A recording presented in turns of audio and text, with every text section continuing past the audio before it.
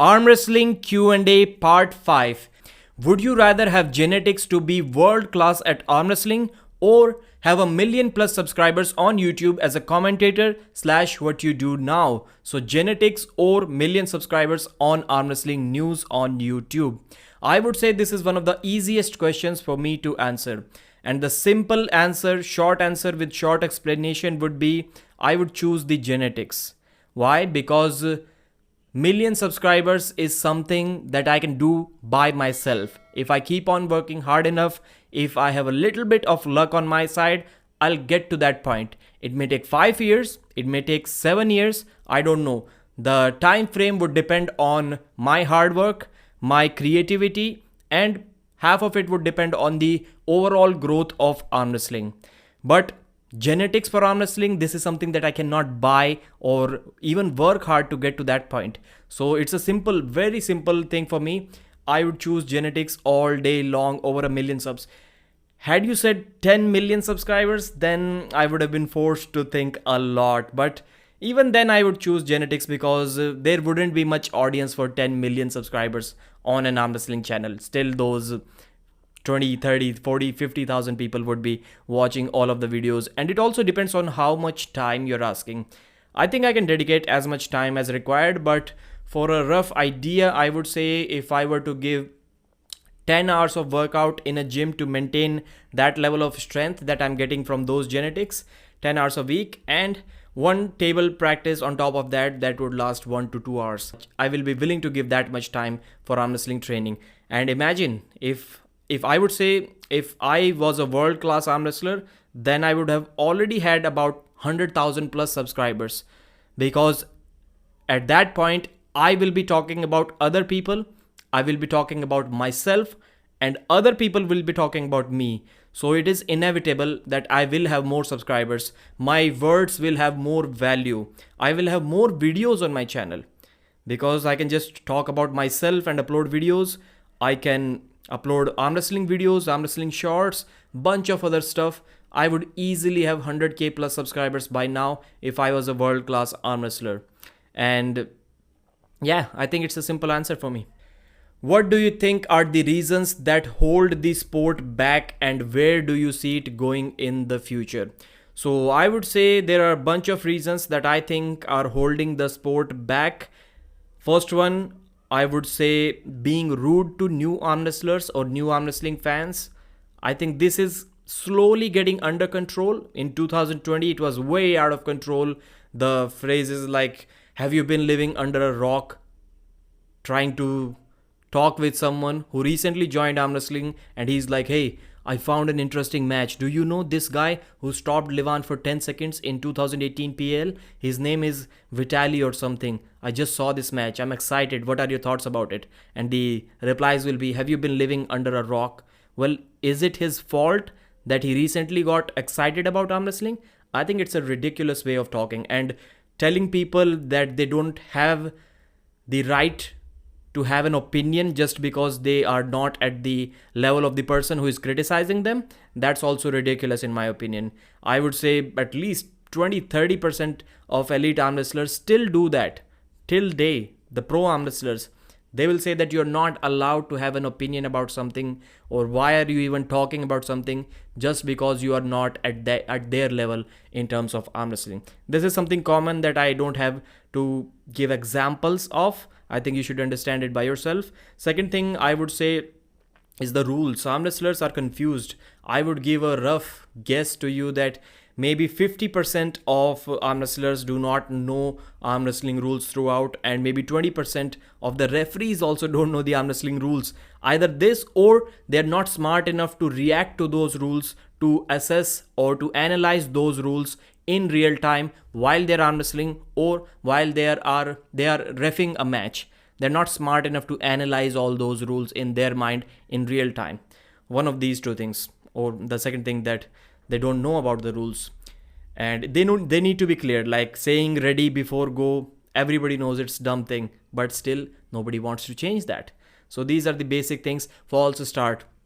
False start is only a warning, not a foul. One of the most ridiculous rules in the history of sports, not even in arm wrestling, in the history of sports. False start should always be a foul. In some games, like sprinting, swimming, etc., false start is a disqualification. Come back 4 years later, next Olympics. And in arm wrestling, it is like a warning, not even a foul. Steroids. Not educated or not sure about this one, but I think having drug testing cannot harm the sport. Like, there are many sports who have grown to crazy levels with strict drug testing. Of course, there are going to be people saying in the comment section, well, there is no such thing as 100% strict or accurate drug testing.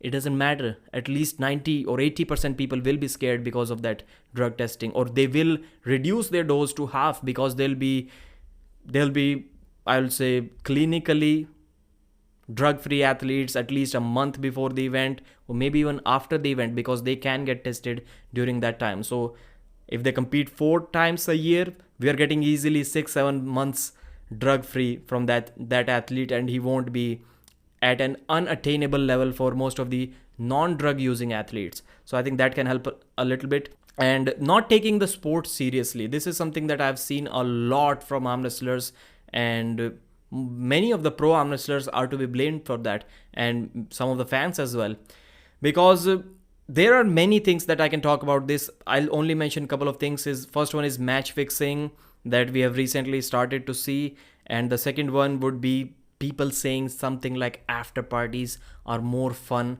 than the tournament itself. So first, talk about match fixing. In some serious sports in India, like IPL, Indian Premier League, the biggest sport in the world after football. By football, I mean football, which is soccer for North Americans. So in football, I would say, yeah, that's clearly the biggest sport in the world. Second one is cricket in terms of viewership and the number of people watching. In IPL, which is not a state championship, which is not a national championship, it's a professional league, Indian Premier League. If you are found match fixing, your ass goes to jail. Nobody can save you. And before you guys say, well, that's communist, are you living in China? No, I'm not living in China.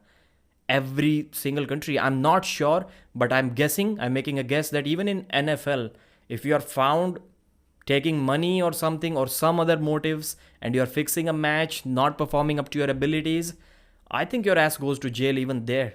And every single sport but in arm wrestling, you're just making the match look close for the future pay-per-view sales. That's ridiculous. Everyone should be losing a round or two in a tournament format to save your energy. That's a different thing. But intentionally losing a match, I don't know about that. There can be some strategies involved. I think that's why arm wrestlers have been getting away with it. But yeah, we need to be more strict about that.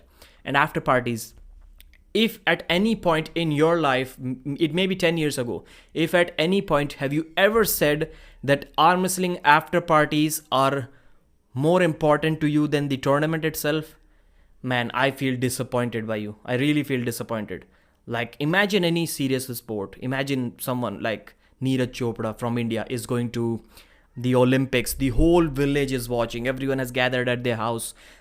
His mother is going to cry irrespective of the result. If he wins, she's going to cry because she's happy. If he loses, she's going to cry because, well, that's not what they expected. And the whole village is watching this emotional. The father is feeling proud after months or years or decades after his son's performance. Everyone is involved in that. That dude doesn't care about any after party. But in arm wrestling, we see, especially in North America, people say, well, arm wrestling after parties are more fun than the tournament. I'm looking forward to the after party. That's one of the most, I would say, worst statements that I've ever heard in any sport. You are not worried or excited for the competition, and you are more worried or excited about the after parties. You cannot grow a sport like that. Let's be honest. That mindset kind of needs to be changed. I competed in like 2-3 competitions before I started this YouTube channel, and after that I stopped competing. I don't remember anything else other than the matches. I remember every single match, how it went. I don't remember anything after that. Like, it's kind of a weird way, in my opinion, to look forward to the after parties more than the tournament or event itself. Yeah, for the growth of the sport, I would say with whatever we are doing right now, the arm wrestling sport can grow in terms of audience, I would say 3 times of what it is right now, maybe in the next 5-6 years. But at some point it will hit a threshold, and then we will need to include the things that I just talked about: drug testing, stricter rules, people respecting the sport more, fans getting emotional, athletes getting emotional about the sport and actually caring more. We'll have to change these things more to grow after that. What are your thoughts on Prime Denis versus Prime Levan? Who could be the winner in this match? If you asked this question to me before the Hermes versus Levan match, I would have laughed at this question. I would say, bro, don't even ask me this question. It's a simple answer: Levan Saginashvili all day long. But once I saw Levan get stopped, it kind of makes me rethink about this match. I would still favor Levan a little bit, because I don't think Denis Cyplenkov has the ability to hold you like that in a flop press, but he can rotate and hold you there without his wrist. That's entirely a possibility. And can Levan get tired? I'm not sure, man. But in my mind, it is way more closer than what I was thinking before that Hermes Gasparini match. Maybe that's a possibility. I would say 60-40 Levan. And it can get interesting once Denis Cyplenkov stops, because Denis can have a better endurance than Hermes Gasparini. That's another thing to take into account. Top 5 pound for pound most impressive arm wrestlers in your opinion. I would say number 1, some people may find it controversial. I would say Oleg Zok has to be number 1. He was weighing 80 kilos and he was beating Andrei Pushkar on the left arm. John also did that, but John had to weigh like 95 kilos to beat Pushkar's right. And Oleg Zok beat Pushkar's left while weighing like 80 kilos. Never been stopped in his weight category. Really dominant in the super heavies as well. Was winning overalls, super heavies, stuff like that. I would say number 1. Number 2, I would say John Brezink. Yeah, John was like 90 kilos and beating super heavyweights. The most dominant arm wrestlers. And yeah, he deserves the number 2 spot. Number 3, I would say Arsen Liliev. Unstoppable while being 80 to 90, 95 kilos in his weight category and in heavier weight categories. Engin Terzi, I will say the 60 kilos younger version of Engin Terzi was probably pound for pound one of the strongest. I wouldn't say so much about the 75 kilos guy, because the 75 kg Engin may struggle with 90 kilo guys, WAF world champions. He can beat them, but he can struggle as well. But the 60 kg guy, I think he can easily tackle the 70 kg guys, 15 kilos difference. All right. After that, I would say Cobra Rhodes was also really dominant. 165 pounds, 75 kilos, really dominant puller at that weight. But in today's world, if we transfer them in today's world, I would say Engin may be more successful than Cobra, because Cobra lacked arm power. His arm power was not at the point, but his hand was like as strong as a super heavyweight hand. So in today's world, why did I say that? Because there are a lot more people not willing to give up and doing this flop press thing, and that can be a troublesome thing for Cobra to deal with, especially in tournaments. If he gets stopped by flop presses in today's world, it will be more unlikely of him to win in heavier categories in tournaments. In a single one-on-one match, he can still dominate. But at that time, the caliber of a puller was dependent entirely on tournament performances and not super match performances. If Morozov bulked up to 145 kilos and Levan at 172 kilos, will that be an interesting match? I would say it is already happening. It is almost already happening. Levan has already cut down to like 180 kilos. Morozov said that he's going to bulk up to more than 140 kilos for the July 29th, I think it is. July 29th, East versus West 8 match. Levan versus Morozov. So 180 and 140, 145. I think it's almost happening. Yeah. Interesting match. Maybe. We don't know. Levan is for sure going to be stronger. The only way Morozov is going to beat him is either being strong enough. In that case, Morozov will be stronger. Strong enough to force him in a hook. I think Morozov definitely has more chances there, but that's a difficult task. Or he wins like flop pressed, same as Hermes Gasparini, endurance based game. I would still favor Levan. But yeah, these weight caps are like, if you're saying 172 kilos for Levan, I would assume that you're meaning it as a weight cap. We have to tell Levan that you have to weigh 172 or less. In that case, he can cut down weight, water weight, and bulk up to 180 plus kilos. So it will be the same. It will be the same, I think. Yeah, but I think you mean 172 on competition day. That's what you mean. I think it wouldn't matter that much. Yeah, Levan can still be almost as strong as he is at 185 kilos. That's what I would assume. And he'll have better endurance. Which fusion arm wrestler would you in a super match? Would in a super match, okay, win? Devon Cyplenkov or Dave Saginashvili? I think Dave Saginashvili is the same as Levan Saginashvili, because in side pressure department, I would assume they are very similar. I don't think there is a gap between Levan and Dave's side pressure, especially inside the straps. So Dave Saginashvili is basically Levan Saginashvili, because let's be honest, he's stronger than Dave in every single metric. Devon Cyplenkov, however, on the other hand, they both have a little bit different style of King's move. But man, if you combine that King's move, if you combine both of their endurances, Devon's endurance is great, Cyplenkov's power is great, Devon's leverages, I would go with Devon Cyplenkov all day long. Would Devon Cyplenkov's Super King's move be able to withstand the super top roll of Dave Saginashvili? You already mentioned it. Yeah, top roll versus top roll plus top roll versus King's move plus King's move. I would go with the King's movers in this match. Interesting question. I like that one. How much money do you make from YouTube per month? I will show you the screenshot of how much I made in this month, April. I will not tell you everything, because only for one reason. I believe this can be a separate video that can target newer audience. So maybe I'm hoping to create a viral video out of it someday. How much money YouTube pays per 1,000 views or million views, and that will get like hopefully 100,000 views. That would be interesting.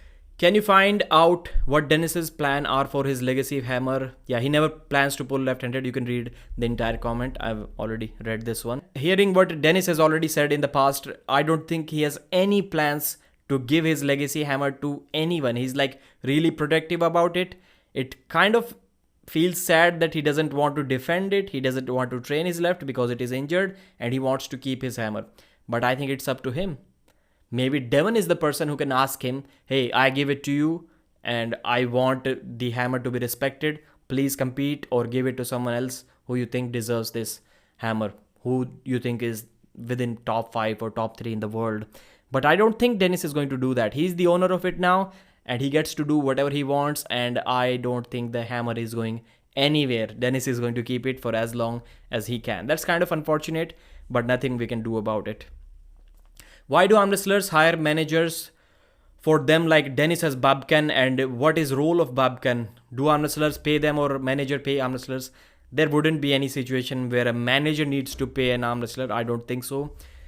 So managers, what can Babken do for guys like Denis? I would say one thing will be translation. Second thing will be they can take stuff off of their mind and relieve them of some work that he can do for them.